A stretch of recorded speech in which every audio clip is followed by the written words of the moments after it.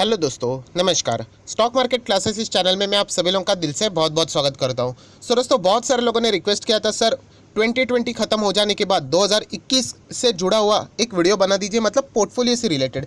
सो दोस्तों, इस वीडियो में हम लोग बात करने वाले 2021 में आप लोगों ने कौन से स्टॉक के ऊपर यहाँ पे फोकस रखना चाहिए एंड यहाँ पे बात होने वाली है सेक्टर वाइज। यस दोस्तों, जितने भी मैक्सिमम टॉप लेवल के सेक्टर्स है उसको यहाँ पे मैंने कवर करने की कोशिश की है। अगर देखा जाए तो अनगिनत सेक्टर है मार्केट में, बट जैसे मैंने शुरुआत में ही बोला, जो टॉप लेवल के सेक्टर है एंड उसमें से कौन कौन से स्टॉक अच्छे हैं वो मैं आपको यहाँ पे बताने की कोशिश करने वाला हूँ। वीडियो के शुरुआत में ही कहना चाहूँगा, ये कोई मेरा रिकमेंडेशन नहीं है, बट ज़रूर आप लोगों को ये वीडियो कोई भी डिसीजन लेने से पहले हेल्प ज़रूर यहाँ पे कर सकता है। और दोस्तों, इस वीडियो की फ्रेमिंग मैंने ऐसे की है कि यहाँ पे जो स्टॉक थोड़े रिस्की है, मैं ये नहीं बोल रहा हूँ कि ख़राब है, रिस्की है, यहाँ पे हम कह सकते हैं कि उसमें कोई ना कोई एक ऐसा फैक्टर है कि अगर आप लोग वो समझ सके तो ही आप लोगों ने उस शेयर में यहाँ पे निवेश करना चाहिए।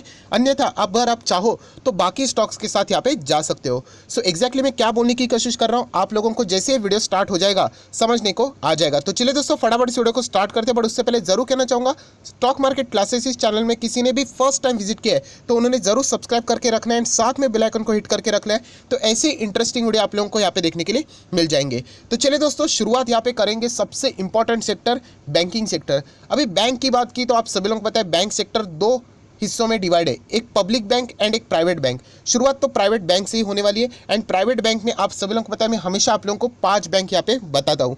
अगेन, इसका अर्थ ये नहीं कि जो बैंक कवर नहीं किए मतलब वो खराब हो गए, ऐसा बिल्कुल भी नहीं है। मैं जितना हो सके अपने पॉइंट ऑफ व्यू से आप लोगों को बात बताने की कोशिश कर रहा हूँ। सो सबसे पहले HDFC bank, then Kotak Mahindra bank, then ICICI bank. ये आपके टॉप प्रायोरिटीज होनी चाहिए, ऐसा पर्सनली मुझे लगता है। आप चाहो तो इसमें फेरबदल कर सकते हो, जैसे कि आपको एक्सिस बैंक अच्छी लगती है तो आप लोग एक्सिस बैंक में निवेश कर सकते हो, आपको इंडसइंड अच्छी लगती है तो आप उनके साथ भी जा सकते हो। बट जो चीज़ें मुझे अच्छी लगती है, जैसे मैंने कहा कि सेफ्टी इंपॉर्टेंट है एंड उसी के साथ साथ रिटर्न्स भी इंपॉर्टेंट है, तो ये 3 बैंक सबसे पहले हम लोगों ने यहाँ पे कह दिया कि नंबर वाइज यहाँ पे मैंने सेट किया है। पहले HDFC, then Kotak, then ICICI है।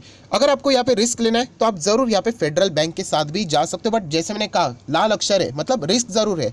ये मत सोचना कि अमाउंट छोटा है, मतलब यहाँ पे कोई रिस्क नहीं रहेगी, सिर्फ पैसा ही पैसा रहेगा, तो ऐसा बिल्कुल भी नहीं, रिस्क जरूर रहेगा। And AU small finance bank, ये भी बैंक आप चाहो तो इसके साथ जा सकते हो। उज्जीवन स्मॉल फाइनेंस बैंक से अच्छा मुझे AU स्मॉल फाइनेंस बैंक अच्छा लगता है, जो कि मैंने आपको यहाँ पे बता दिया है। आप अगर चाहो तो कोई पेनी स्टॉक के साथ, मतलब छोटा स्टॉक के साथ जाना चाहते हो तो येस बैंक में भी थोड़ी सी क्वांटिटी आप चाहो तो खरीद सकते हो, बट पूरा का पूरा पैसा येस बैंक में लगाना ये बहुत ही ज़्यादा रिस्की बात भी ज़रूर है। सो ये यहाँ पे हो चुकी है बात प्राइवेट बैंक्स की। अगर मैं बात करूँ पब्लिक बैंक या फिर आप बोल सकते हैं गवर्नमेंट बैंक, तो यहाँ पे एक ही बैंक है, स्टेट बैंक ऑफ इंडिया। हालांकि देखा जाए तो कोई ज़बरदस्ती नहीं कि PSB में भी पैसा लगाना चाहिए, बट वर्स्ट में बेस्ट बोला जाता है तो अब आप SBI के साथ यहाँ पे जा सकते हो। तो चलिए दोस्तों, बैंकिंग सेक्टर तो यहाँ पे हो गया। अभी हम लोग आ जाते हैं सबसे ज़्यादा सक्सेसफुल सेक्टर, जिसका फंडामेंटल एनालिसिस आप खुद भी कर सकते हो, एंड वो है फास्ट मूविंग कंज्यूमर गुड, जिसको हम लोग FMCG के नाम से जानते हैं। सो दोस्तों, FMCG एक ऐसा सेक्टर है ना, समंदर है, यहाँ पे हर एक कंपनी अच्छी आप लोगों को मिलती ही जाएगी, बट यहाँ पे मुझे जो अच्छे लगते हैं वो मैं आपको बताने की कोशिश करूँगा। जैसे कि HUL ज़रूर जा सकते हो, ब्रिटानिया इंडस्ट्रीज़, उसी के साथ साथ टाटा कंज्यूमर, नेस्ले इंडिया, ये बहुत ही शानदार शेयर्स है। मैरिको एंड कोलपाल, कोलपाल मतलब कोलगेट, क्या ये कंपनी खराब है? लाल अक्षर में खराब नहीं लिखा है मैंने बताया कि वहाँ पे रिस्क है। अभी रिस्क कौन सी है कि ये थोड़े से स्लो चलते हैं, बस इतना ही रिस्क है। अगर आप लोग पैसा डाल के ये सोचोगे कि ये टाटा कंज्यूमर जैसा भागना चाहिए या फिर नेस्ले इंडिया जैसे फटाफट भागना चाहिए, तो फिर आप लोगों ने इन स्टॉक्स में निवेश करने से पहले 2 बार सोचना चाहिए। कंपनी खराब नहीं है, आपको नेचर समझ में आना चाहिए। बहुत सारे इन्वेस्टर का प्रॉब्लम ही ये होता है कि वो स्टॉक के नेचर को नहीं समझते एंड यहाँ पे बाद में उनको दिक्कतें यहाँ पे सामने फेस करनी पड़ती है। सो ये सारे के सारे स्टॉक 5 स्टार क्वालिटी के स्टॉक्स है। अभी इसका अर्थ क्या डाबर खराब हो गया? बिल्कुल भी नहीं। गोदरेज कंज्यूमर क्या खराब हो गया? ऐसा भी नहीं है। मैंने आप लोगों को सिर्फ यहाँ पे कुछ चंद एग्जाम्पल आपके सामने रखे, उसके बाद आप लोग चाहो तो जैसा चाहो मतलब उसमें मॉडिफिकेशन यहाँ पे कर सकते हो। तो चलिए दोस्तों, FMCG की भी बात हो चुकी है एंड जैसे मैंने बताया कल के वीडियो में भी, HUL एक ऐसा स्टॉक है जो कि निफ्टी 50 जब से स्टार्ट हुआ था तब से आज लेके भी ये निफ्टी 50 का पार्ट बना हुआ है। सो सबसे ज़्यादा फोकस आप लोग HUL के ऊपर भी यहाँ पे रख सकते हो। अगर गिरावट मिले तो ज़रूर आप लोग चाहो तो वहाँ पे एग्रेसिव बाइंग करना भी या फिर बाय ऑन डिप्स करना भी शुरू कर सकते हो। तो चलिए दोस्तों, अगर हम लोग नेक्स्ट सेक्टर के ऊपर आ जाते हैं वो है ऑटो सेक्टर। अभी ऑटो सेक्टर में भी बहुत सारे स्टॉक्स है, अशोक लेलैंड है, टाटा मोटर्स है, एस्कॉर्ट है, VST टिल्लर है, राइट, TVS मोटर है, हीरो मोटर है, आइशर मोटर्स है।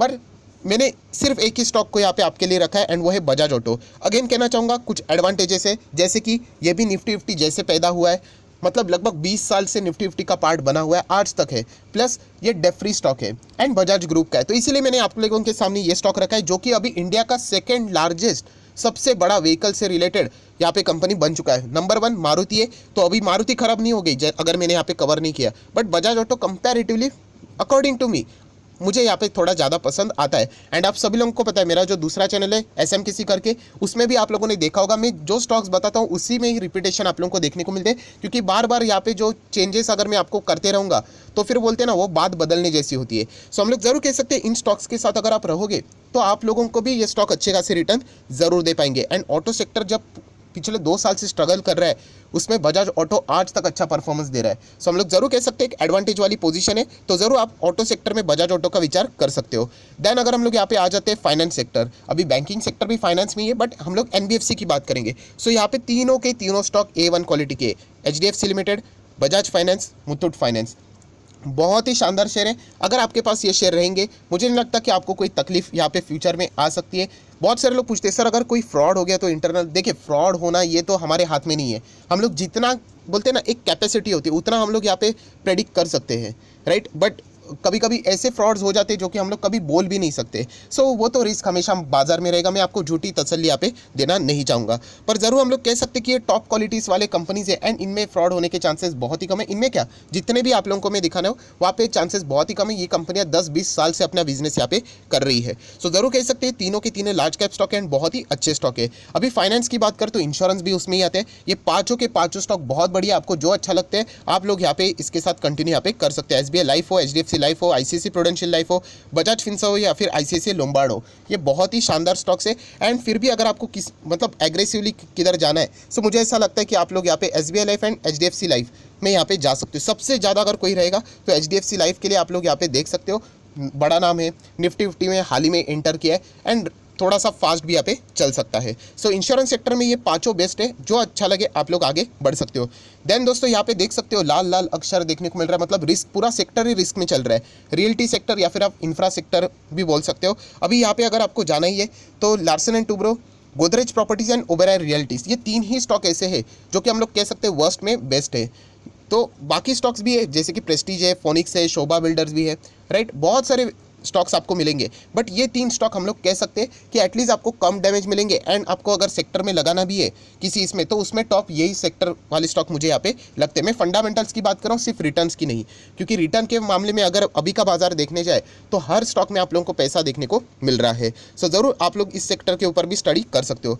देन अगर हम लोग बात करें मीडिया सेक्टर, यस दोस्तों मीडिया सेक्टर की बात करें तो लास्ट टाइम मैंने PVR एंड आइनॉक्स को अपने मीडिया में सेक्टर में जगह दिया था, बट मैं कंप्लीट एग्जिट हो चुका हूँ। कंपनीज खराब नहीं है मीडिया सेक्टर में आप लोगों को जैसे बताया, बट सिचुएशन बहुत ही वर्स्ट है। आज भी अगर आप लोग देखते हो थिएटर्स में जाने के लिए लोग कतराते, 50% कई ऑक्यूपेंसी आज भी हम लोग को देखने को मिलती है।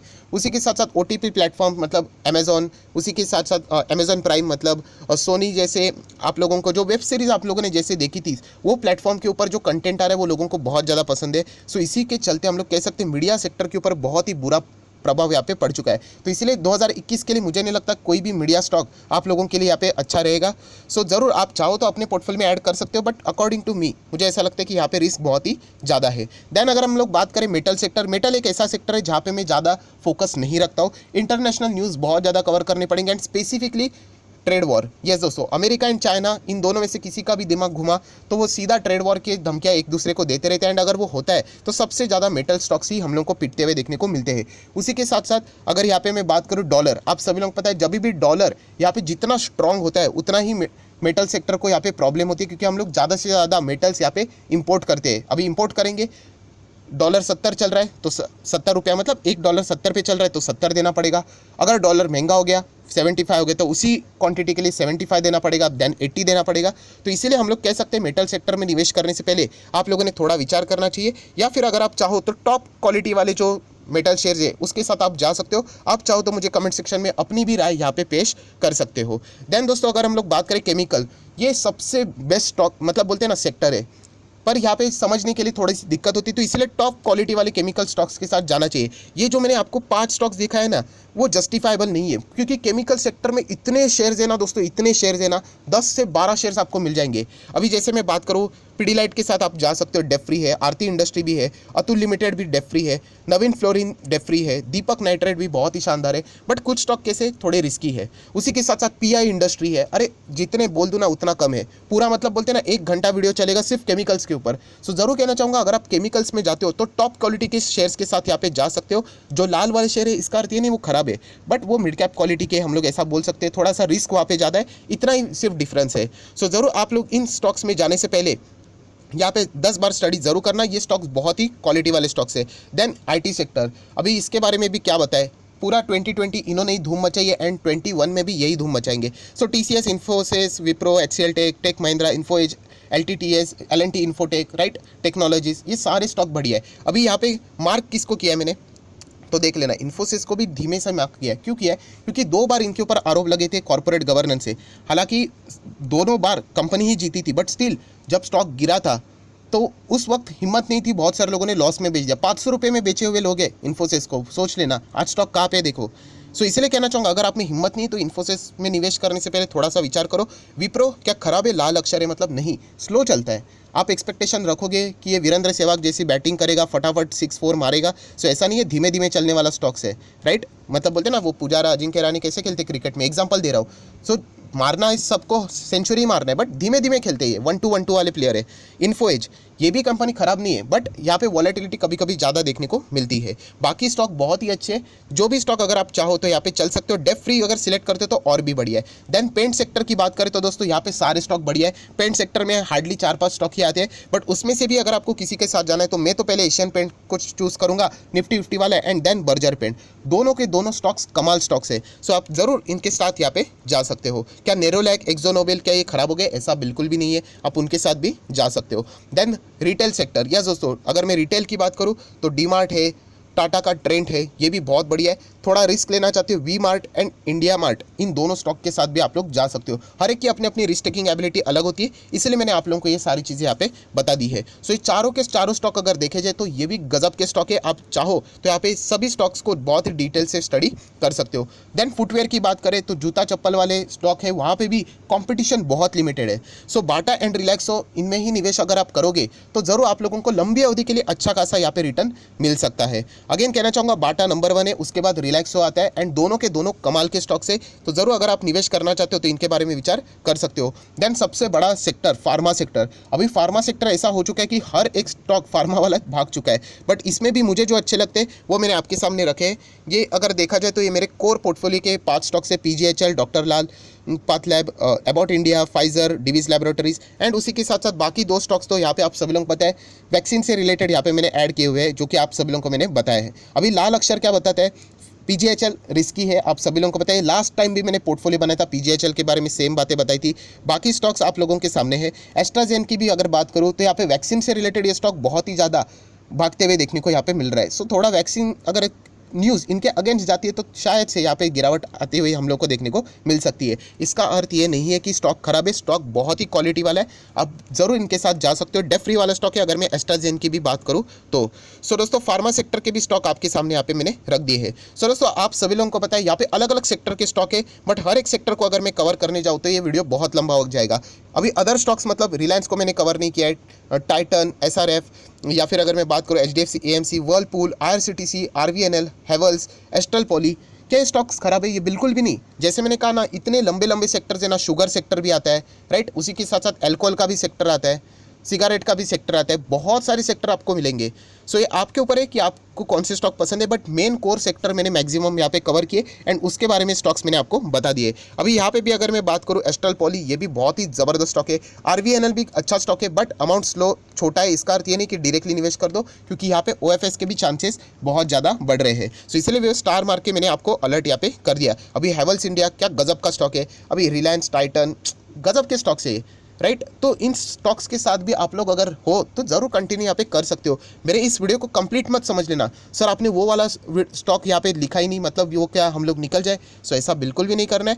जैसे मैंने कहा स्टॉक मार्केट में इतने स्टॉक्स है, बढ़िया बढ़िया स्टॉक है जिसकी आप कल्पना भी यहाँ पे नहीं कर सकते हो। सिर्फ आप लोगों ने क्या करना है, पेनी स्टॉक से थोड़ा दूर रहना है एंड जो क्वालिटी स्टॉक्स है उनके ऊपर फोकस रखना है, तो ऑटोमेटिकली आपका आने वाला 2021 का भी पोर्टफोलियो बहुत ही सॉलिड रिटर्न यहाँ पे दे सकता है। सो आई आशा करता हूँ दोस्तों ये वीडियो भी आप लोगों को पसंद आया होगा। एंड वीडियो को क्लोज करने से पहले जरूर कहना चाहूँगा कि आने वाला 2021 साल ये आपके फैमिली के लिए, आपके रिलेटिव्स के लिए, सभी लोगों के लिए बहुत ही शानदार यहाँ पे हो, हेल्थ से रिलेटेड एंड वेल्थ से रिलेटेड भी। सो आई आशा करता हूँ दोस्तों ये वीडियो आपको पसंद आया होगा। तो जरूर इस वीडियो को लाइक करना, बट उससे पहले जरूर कहना चाहूँगा किसी ने फर्स्ट टाइम विजिट किया है तो SMKC करके भी मेरा एक चैनल है, तो लिंक नीचे डिस्क्रिप्शन बॉक्स में दे दिए, तो इस चैनल को भी आप लोग सब्सक्राइब कर सकते हो। सो अगर आपको वीडियो पसंद आया होगा तो लाइक करना मत भूलना। बहुत सारे लोग लाइक करना भूल जाते हैं, लाइक करने से मेरा मोटिवेशन बढ़ता है। उसी के साथ साथ वीडियो को शेयर भी कीजिए एंड चैनल को सब्सक्राइब करके बेल आइकन को हिट भी जरूर कर लेना। So that's it, thank you very much दोस्तों। We will be meeting our next video. तब तक के लिए बाय बाय।